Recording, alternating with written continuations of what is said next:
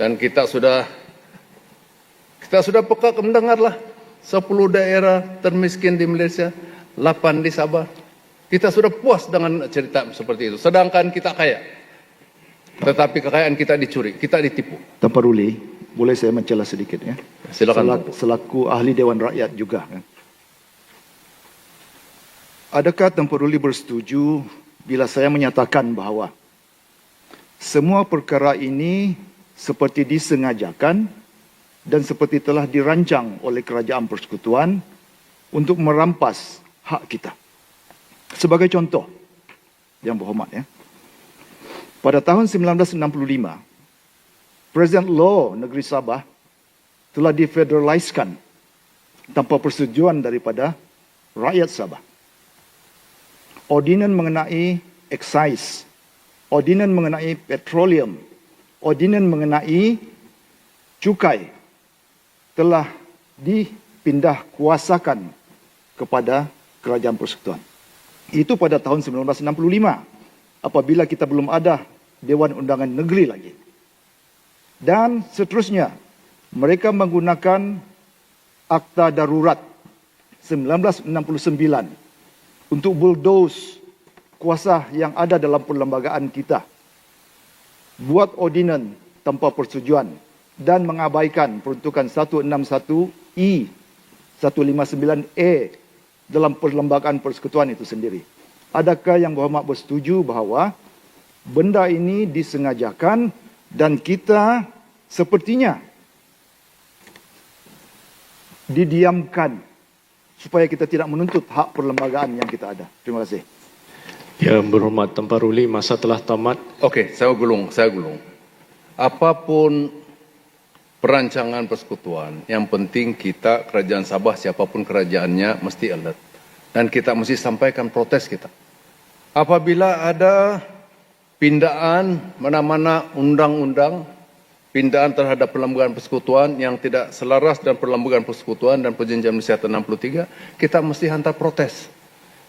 Secara pribadi, bila saya lihat ke semua pindaan-pindaan yang telah dibuat, tidak ada protes daripada Kerajaan Sabah dari dulu. Sebab itu Kerajaan Persekutuan menganggapkan ini semuanya okey dan sah. Sebenarnya tidak. Kita boleh sebut satu persatu apa yang mereka telah buat.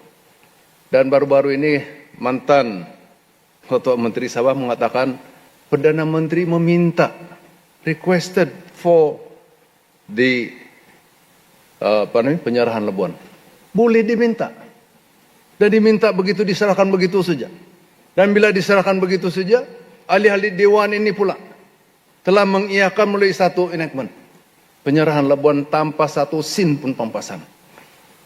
Inilah yang kita perlu alert. Dan begitu juga dan tanah 300 ekar tanah yang diserahkan kepada Felda di Tawau dan di Lahadatu tanpa satu pun saham. Kononnya dulu diberi kepada penaruka, tetapi hari ini bukan diberi kepada penaruka. Berapa saja diberi penaruka, yang akhirnya dibagi FGV. Siapa yang dapat saham? Dan hari ini kalau dia punya cukai FGV itu, apakah itu akan nanti sebagian daripada pungutan hasil persekutuan di Sabah dan masuk dalam hak 40% kita? Saya dipahamkan tidak, kerana dia dipungut, cukai dipungut di Kuala Lumpur. Jadi inilah yang perlu kita alert. Dan kadang-kadang kita terkeliru kerana kadang-kadang kita bergaduh dari segi politik. Jadi sebab itulah, apabila hak Sabah, kita harus hati-hati dalam hal ini. Ya. Jadi, Tuan Speaker, terima kasih di atas kesempatan dalam perbahasan ini. Dan dengan itu, maka Tanpa Ruli dengan ini mengucapkan terima kasih atas peluang ini dan Tanpa Ruli mohon menyokong. Terima kasih.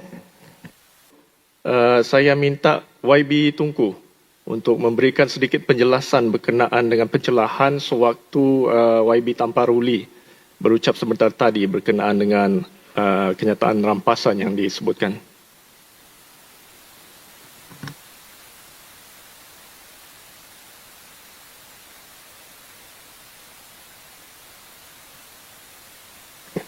Terima kasih Yang Berhormat Speaker ya.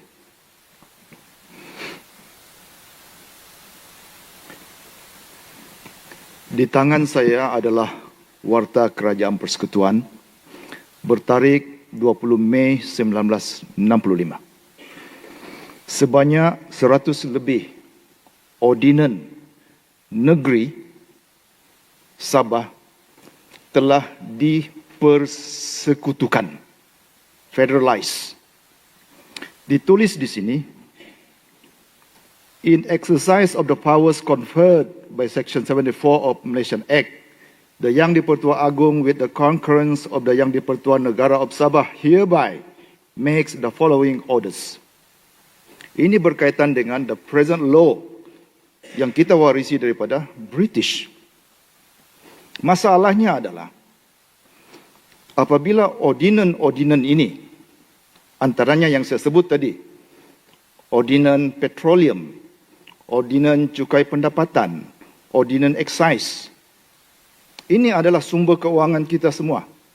Tetapi kuasa ini telah dibawa ke persekutuan dan Sabah kehilangan ordinance dia. Masalahnya, yang bawa speaker, barang ini berlaku pada tahun 1965, di mana Sabah belum ada State Assembly. Kita cuma ada Legislative Council yang dilantik oleh British. Pilihan raya kita cuma pada tahun 1967. Kita sepatutnya mengadakan pilihan raya pada tahun 1964 supaya kita ada DUN dan perkara-perkara yang berkaitan dengan perlembagaan Sabah harus dirujuk kepada DUN. Jadi apabila perkara ini dibuat di luar daripada DUN, tanpa pengetahuan kita semua, what does that mean?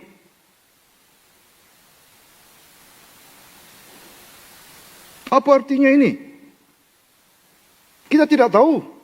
Rupanya kita ada 122 ordinance. Sabah ini adalah sebuah negara yang sudah lengkap dengan dia punya undang-undang dan pentadbiran, sistem dia. Cuma kita disekutukan dengan Malaysia adalah tujuan dia untuk apa? Untuk memberikan kemerdekaan. Dan pada masa itu kita sudah mempunyai taraf berkerajaan sendiri, yang Muhammad Speaker. Kita ada semua ini. Dan bukan itu saja, ditambah lagi dengan Akta Darurat 1969, di mana Akta Pelantar Benua, di mana PDA apa semua diperkenalkan, menggunakan kuasa Majlis Gerakan Negara, disebabkan tidak ada parlimen, dan semua kuasa itu dipusatkan kepada mereka. Dan kita terpaksa akur sahaja kepada ini. Itu yang saya kata federal merompak kuasa kita, merompak hak milik kita tanpa kebenaran dan tanpa kita sedari. Persoalannya adalah apa? Adakah kita semua yang ada sini tahu ini barang?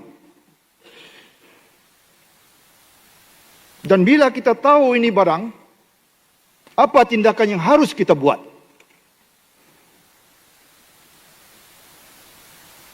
Datuk Seri Speaker, Datuk Speaker, saya bersedia untuk menerima apa juga tindakan daripada Speaker ke apakah apabila saya mengangkat perkara ini.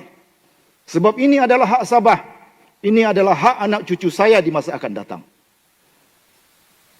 Masalah Sabah tidak akan selesai kalau kita tidak ada duit yang cukup. Kalau kita tidak mengurus sendiri urus tadbir negeri kita yang telah diambil oleh persekutuan. Centralization dalam federation. Kuasa ini harus dikembalikan kepada kita. Kuasa ini harus dikembalikan kepada kita. Dan ini yang harus kita tuntut. Kalau tidak, jangan mimpi. Sampai bila-bila pun harta kita punya, kuasa orang pegang. Apa yang kita boleh buat?